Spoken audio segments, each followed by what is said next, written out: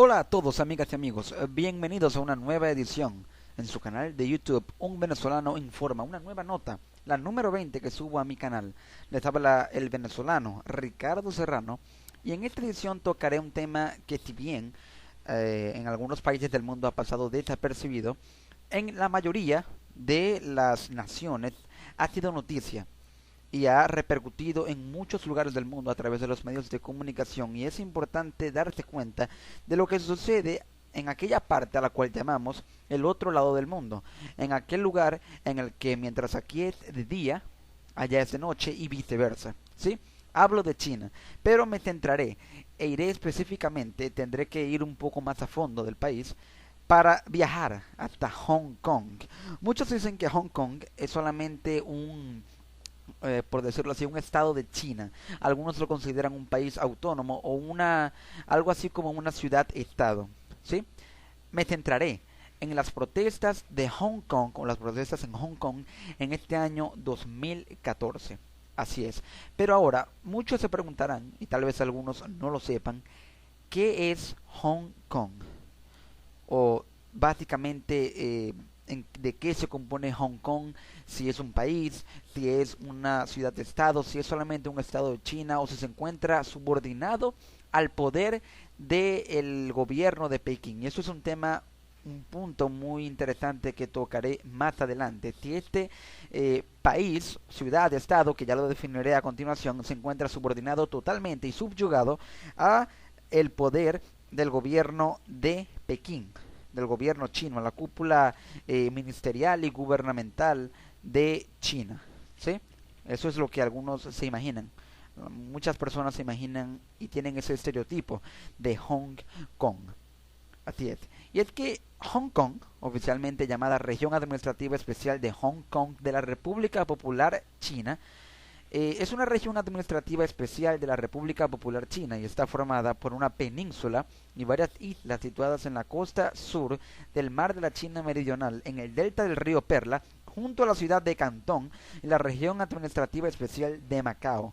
Es también una región administrativa especial como lo es Hong Kong, y hasta el 1 de julio de 1997, cabe destacar un año después de que yo nací, fue colonia del Reino Unido. Es por eso que en Hong Kong, aparte del cantonés o del hongkonés, de esos idiomas, otro idioma oficial es el inglés, porque hasta el 97 fue una colonia británica. De ahí que se habla inglés en este país, en esta ciudad-estado, en esta región administrativa especial. Lo llamaré como lo que es.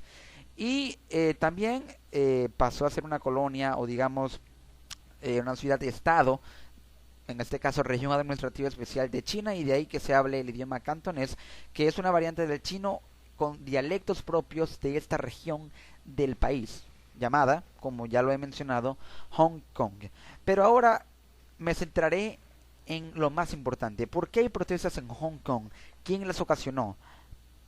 ¿Quién las generó? ¿Por qué se dieron? Así es. Las protestas en Hong Kong, llamadas también por la prensa occidental, cuando digo occidental me refiero a todo lo que está relacionado con Latinoamérica, Norteamérica, ¿verdad? Llamada Revolución de los Paraguas o también Primavera Asiática. Comenzaron el 22 de septiembre de 2014 con una movilización organizada por el movimiento Occupy Central with Love and Peace y el Consejo Estudiantil Scholarism. Los integrantes de esos movimientos tomaron las calles principales de Hong Kong, que es una región administrativa de China, para demandar que se retire la reforma electoral del Congreso Nacional del Pueblo. La clave de este conflicto es esta: el retiro de la reforma electoral del Congreso Nacional del Pueblo, que expresa lo siguiente. En la actualidad, este Congreso solo permite votar por 2 o 3 candidatos seleccionados por un comité compuesto por 1.200 personas, en su mayoría afines con la línea política del gobierno chino. De ahí a que se quiera retirar esta reforma electoral, porque básicamente el gobierno chino es el que está decidiendo los candidatos que van a postularse a esta elección, y también está determinando una cantidad específica de personas o de cantidad de habitantes que van a votar en estas elecciones, lo que, como ya lo mencioné, este comité, la mayoría de los integrantes son afines con la línea política del gobierno chino, del gobierno de Pekín o Beijing, la capital de China. Esto es un autoritarismo muy marcado. Ahora, el régimen chino está atravesando las mayores revueltas desde las protestas de la plaza de Tiananmen de 1989, pero las imágenes de las protestas en Hong Kong han dado la vuelta al mundo y han puesto en duda la estabilidad de este importante mercado financiero. ¿Por qué? Todos tenemos como un concepto básico y primordial que Estados Unidos es la primera economía del mundo, pero hoy en día no es así. Y para aquellos a los que les llegue a doler esta información o esta verdad tan cierta, Estados Unidos ya no es la primera economía del mundo. La primera economía del mundo es China, así es. Lo repito, la primera economía del mundo es China. El poder capitalista, ojo, sin involucrar lo que algunos denominan capitalismo salvaje, que es un sistema esclavista y que no procura o no se preocupa por la igualdad monetaria, sino el capitalismo clásico utilizado por China, que tiene ideales comunistas, pero que en su cúpula gubernamental, a pesar de que se apliquen estos ideales comunistas y de que ellos se autodenominen y de que ellos son un gobierno comunista, en lo que se refiere a la administración económica del país, se dirigen o se utilizan más, de hecho en un 100%, el capitalismo tradicional, con ciertos focos de corrupción en los que se aplica el llamado capitalismo salvaje. La primera economía del mundo es China, pero estas protestas hacen que este estereotipo, digamos, este concepto o definición que tenemos de China como primera economía del mundo, se venga abajo, debido a que estas protestas, al influir tanto social como políticamente en la administración y en la cúpula gubernamental de China, se crea una especie de transición en la opinión pública que hace que el gobierno se vea afectado por, su adversación. Esta cantidad de personas que adversan al gobierno hace que la economía se venga abajo. ¿Por qué?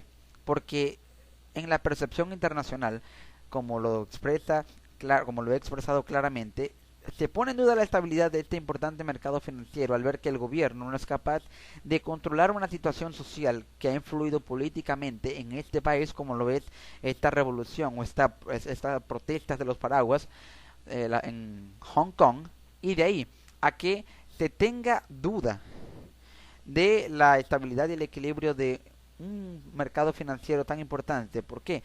Porque las inversiones extranjeras y todo lo que tenga que ver tanto con importaciones como con exportaciones se verán paralizadas debido a la revuelta que hay en este país y lo complicado que ahora es para China hacer economía, hacer dinero, producir, importar, exportar. Es por esto que se ve muy complicado que ahora el gobierno chino pueda seguir impulsando y hacer creciendo su economía, porque ha visto cómo estas protestas se han convertido en una piedra en el zapato, muy molestosa por cierto, para aquellos que no le gusta que le digan la verdad. Y es que de hecho a ningún gobierno del mundo le gusta que le digan la verdad, y mucho menos en su cara. Ahora pongamos todo en contexto. Un país, dos sistemas. ¿Por qué digo esta frase? Hong Kong, al ser una región administrativa especial de la República Popular China, tiene un estatus que permite que el gobierno regional, cuyo máximo mandatario es un representante ejecutivo, pueda promulgar sus propias leyes orgánicas. Esto se traduce en que Hong Kong goza de un alto grado de autonomía, mucho mayor que el del resto de subdivisiones administrativas de China, y junto con Macao, región también administrativamente especial, Hong Kong tiene un sistema político, administrativo y judicial al margen del de China, asentado en un sistema capitalista, como ya lo dije, a pesar de que tienen ideales comunistas, aplican el capitalismo para hacer economía y para hacer de este país la primera economía del mundo. Este sistema capitalista que se aplica en China es denominado un país, dos sistemas. Repito, un país, dos sistemas. E incluso el territorio posee su propio sistema de aduanas y fronteras externas, me refiero a Hong Kong. Este sistema, cuyo ideólogo fue Deng Xiaoping, quien pretendía que se aplicara una eventual reunificación con la República de China, consiste en el mantenimiento de un sistema económico capitalista bajo la soberanía de un país de ideología oficial comunista. Esto es muy obvio. Como ya lo he mencionado reiteradas veces, China, a pesar de tener ideologías políticas comunistas, aplica el capitalismo. Así es.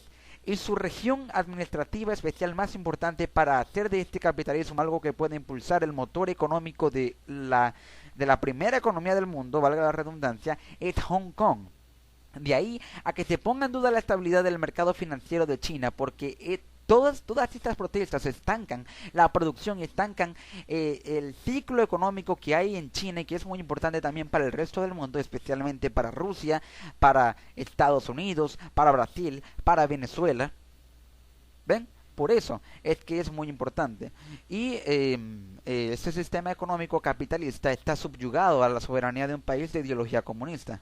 Ahora, aquí está el punto clave, el punto álgido de todas estas manifestaciones: la reforma electoral contra el sufragio universal.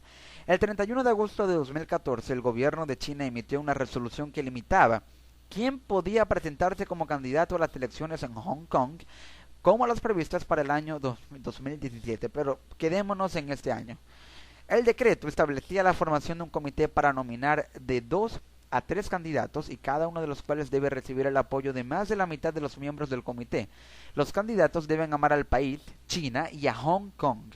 Esto fue visto por algunos grupos como el movimiento estudiantil Scholarism o el movimiento Occupy Central with Love and Peace como un intento de limitar los candidatos a personas afines al régimen chino, al tiempo que criticaban que dicho comité estaba formado solo por sus candidatos. Ahora, los principales organizadores del movimiento Occupy Central son Benny Tai, un profesor de Derecho, Chan King-man, profesor de Sociología, y Chu Yu-min, un ministro de la Iglesia. Paralelamente, Joshua Wong fundó el movimiento estudiantil Scholarism, que criticaba el sistema educativo impuesto desde China continental, rechazando la instrucción del nacionalismo estadista del gobierno comunista. De ahí a que se tenga presente en que el gobierno chino tiene pensado implantar, o mejor dicho, inculcar una ideología comunista ultranacionalista apoyada y radicalizada en los pensamientos del gobierno chino en las escuelas y en el sistema educativo de este país. Según recogió el medio alternativo de información Libre Red, la asociación, me refiero a Scholarism, habría recibido $460,000 en 2012 del gobierno de Estados Unidos, una financiación muy importante, a través de la Fundación National Democratic Institute for International Affairs. Ahora, cabe destacar que este joven, llamado Joshua Wong, tiene 17 años de edad, así es, tiene mi edad. Lo interesante de todo esto es cómo un joven de 17 años de edad puede liderar una organización que está en contra del régimen, de un poderoso régimen como el de China, y recibir una financiación y cantidades de dinero tan grandes por parte de una potencia como Estados Unidos a través de una fundación, como ya la mencioné, National Democratic Institute for International Affairs. Aquí es donde me quiero centrar. Aquí es a donde voy con un tema muy importante, y es el liderazgo que lleva la juventud en las protestas. Pero muchos pensamos, ¿por qué los jóvenes y no los adultos? ¿Por qué aquellos que tienen, digamos, menos experiencia en la vida, entre comillas, por así decirlo, y no aquellos que deberían estar realmente preocupados por la situación del país, ya que han atravesado por muchos regímenes durante su larga vida? Me refiero a los adultos, a las personas de una gran mayoría de edad en China. ¿Por qué los jóvenes y no los adultos? Esa es la gran pregunta. ¿Por qué? Paralelamente a estas protestas, también hay otras organizaciones que están dedicadas y están oponiéndose al régimen chino, pero son organizaciones que no cuentan con una mayoría de una juventud como lo es este movimiento liderado por Joshua Wong, Scholarism, que empezó a hacer política, por así decirlo, desde el 2012 y a oponerse al régimen chino. ¿Por qué la juventud y no los adultos? Los jóvenes en este país tienen un papel político muy importante, así es. Si lo contrastamos con lo que sucede en Venezuela, que la juventud también tiene un papel político importante, es algo que también sería como una especie de paradoja. ¿Por qué? Porque en un país en el que la política predomina mucho en la vida nacional, como lo es Venezuela, los jóvenes tienen importante participación e importante activismo político en el país. Pero los efectos que pueden generar sus actividades en sus partidos políticos en lo que se refiere a la disidencia contra el gobierno y a la formación de una vida política, la creación, mejor dicho, de una vida política más estable en base a las ideologías de la juventud y de las nuevas propuestas que tienen para tratar de hacer una mejor política y de cambiar un poco el sistema político del país, no se ven apoyadas del todo, ya que este es un gobierno que está tratando de acabar con todo lo que se le advierte para así mantenerse y radicalizarse aún más en el poder. Así es. Ahora, a pesar de que en China también haya un gobierno comunista, un régimen que está tratando de acabar con todo aquello que se le advierte y que incluso es mucho más poderoso, yo diría que 100 veces más que el de Venezuela, también está adversado por un grupo de jóvenes de partidos políticos liderados por jóvenes que paradójicamente con respecto a Venezuela sí reciben el apoyo. ¿Por qué?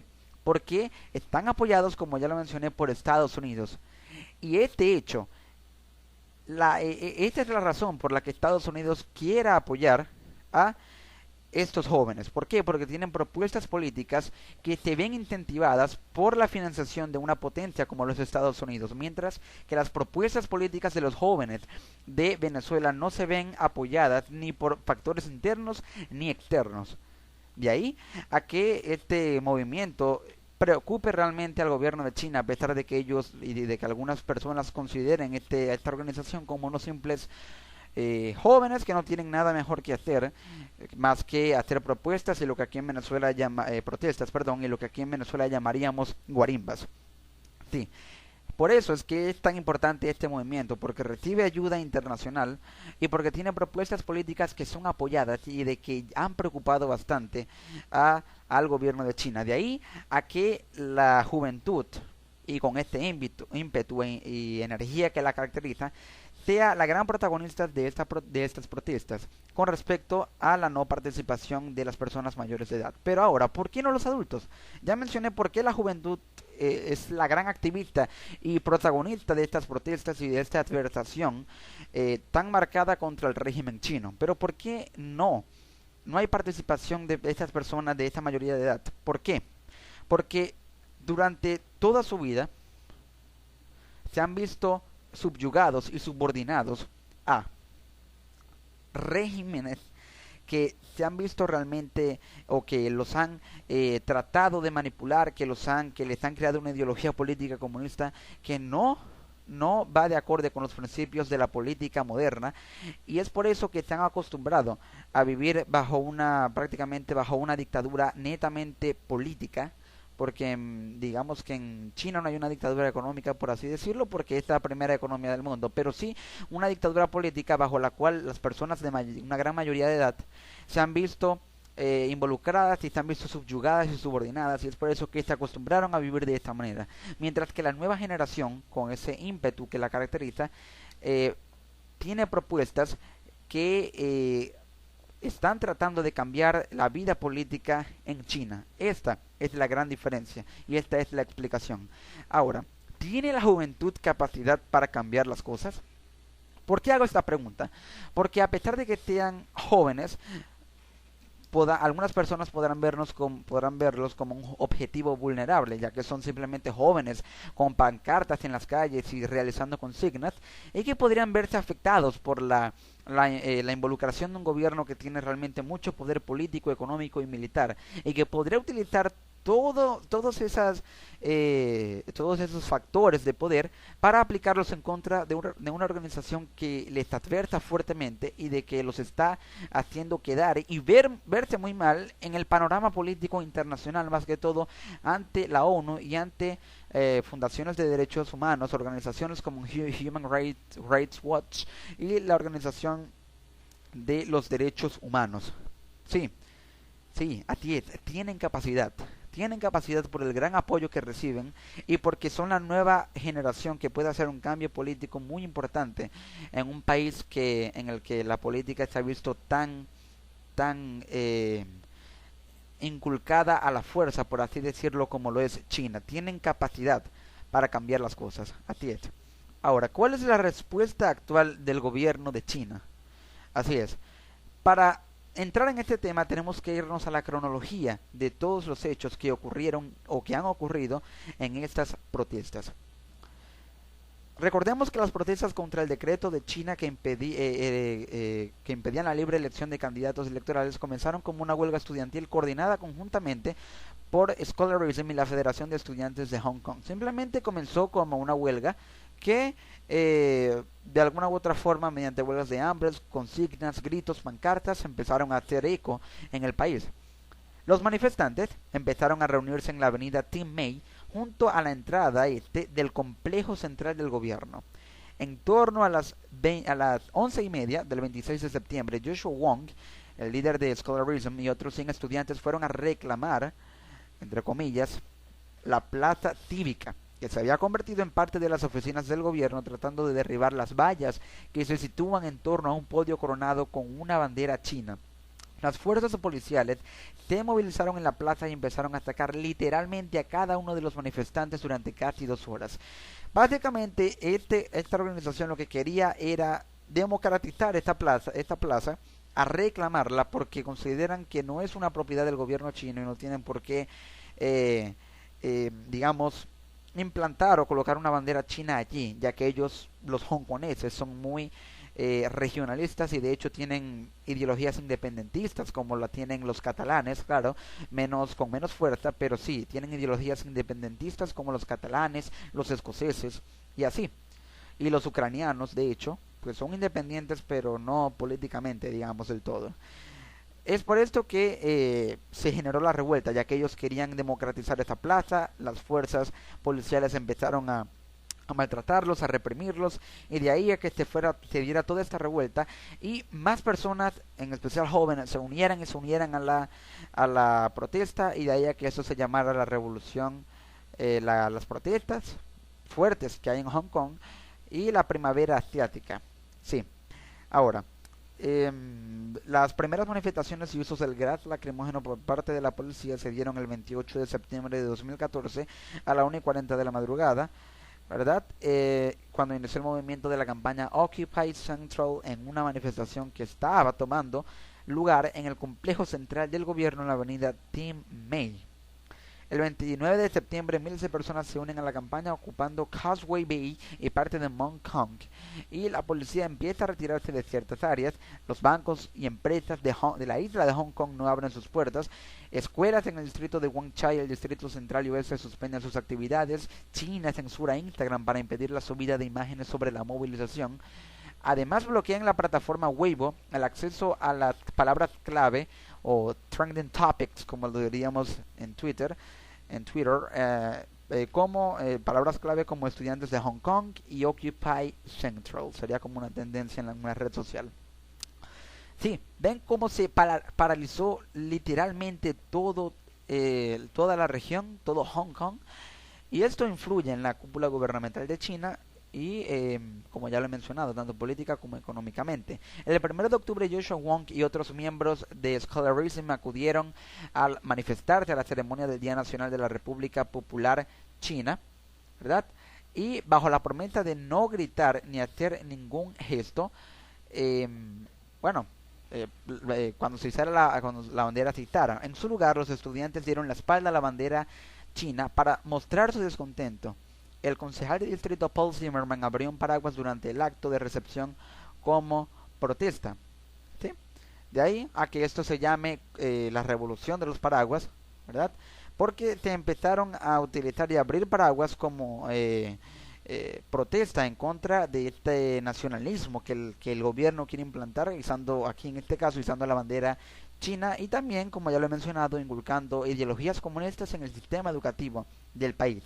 El 2 de octubre los activistas siguieron manifestándose en torno a la sede general del gobierno en la avenida Tin Mei para pedir un cambio de gobierno, y minutos antes de la medianoche, Leung Chun-ying, el jefe del gobierno de la ciudad, anunció su intención de seguir en el cargo y dijo que su segunda al mando, Carrie Lam, llevaría a cabo una ronda de negociaciones con los manifestantes. Ronda de negociaciones que se vieron bloqueadas, que nunca se dieron, y de ahí a este fracaso y a la construcción de barricadas, ya que tras varios días sin protestas a la espera de una solución negociada, el 9 de octubre el gobierno anunció la cancelación de todas las negociaciones con los manifestantes y de una reunión planteada para el día 10.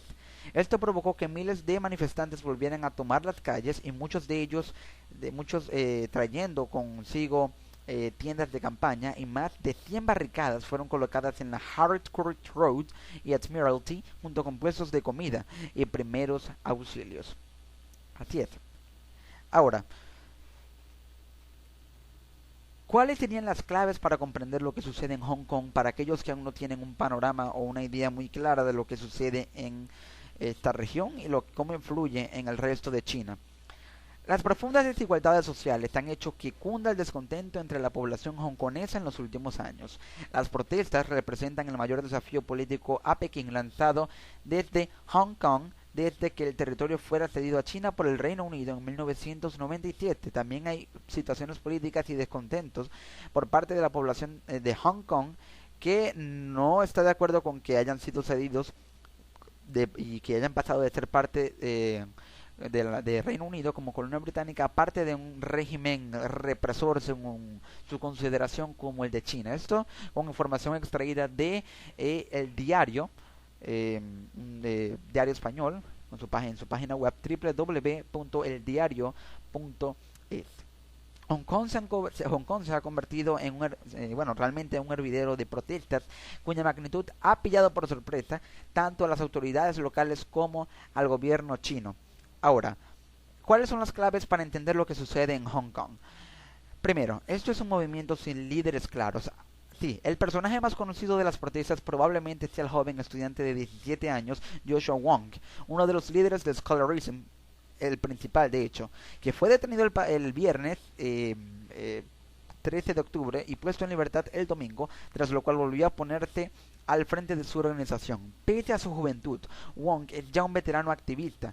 Esta es también una razón de por qué la juventud es protagonista en estas protestas y no los adultos, porque tienen un activismo político más marcado y más radicalizado, y de hecho también mucho más experimentado que el de algunos politiqueros, para así decirlo, en el rango de las personas de la mayoría de edad. En 2012, Wong lideró una campaña de desobediencia civil en la que 100.000 conciudadanos tomaron las calles y consiguieron impedir que las autoridades introdujeran en las aulas hongkonesas un programa de estudios de educación nacional diseñado para exaltar las virtudes del Partido Comunista Chino. Ven, el gobierno chino busca implantar ideologías comunistas, o de hecho el comunismo puro y salvaje, en el sistema educativo de todo el país, en especial de Hong Kong. Y bueno, el comunismo, creo que aquí en este caso las palabras sobran para denominar lo que el comunismo representa, no solo para China, sino para el resto de la humanidad. Un asco total, la miseria, un sistema sanguinario que de hecho pasa a ser inhumano. Pero bueno, sin embargo, pese a las caras conocidas de Occupy Central y Scholarism, al igual que otros movimientos ciudadanos recientes como el 15M español o el Occupy Wall Street estadounidense, las protestas carecen de líderes claros y no están organizadas por un solo grupo. Otra clave para comprender lo que sucede es que Hong Kong pasó de ser una colonia británica a ser una colonia china. La brecha entre ricos y pobres no ha hecho más que crecer desde que el Reino Unido cedió en 1997 Hong Kong a China. En 1984 los gobiernos chino y británico acordaron los términos por la cesión del territorio a China y sin ninguna consulta a la población hongkonesa. Para apaciguar los temores de que Hong Kong fuera totalmente absorbida por el sistema político chino, tendría un estatus administrativo diferente al del resto de China, con lo que disfrutaría de una serie de libertades, por ejemplo de prensa, impensables en la China continental, y un gobierno semiautónomo. Básicamente el gobierno chino le dio un grado de autonomía a Hong Kong para tratar de compensar ese descontento que tenían muy marcado y muy fuerte al verse como un saco de papas que fue transportado de una persona a otra persona. Pasaron de ser una colonia británica a una colonia china sin ninguna consulta a la población de Hong Kong, que es realmente, y lo sigo insistiendo y mantengo muy fuerte esta idea, el epicentro económico y político de China. Así lo digo. Otra clave muy importante es que el gobierno chino y el sector financiero se ponen nerviosos. Las protestas también están afectando a los mercados financieros de toda Asia y sus efectos incluso se están haciendo notar a nivel global, como no podía ser de otra forma, tratándose Hong Kong de la tercera, ojo, y aquí subrayo esto, escuchen bien, Hong Kong, tratándose de esta región administrativa, la tercera capital financiera del mundo. En este caso, los intereses y preocupaciones del Partido Comunista Chino y las grandes compañías financieras son coincidentes.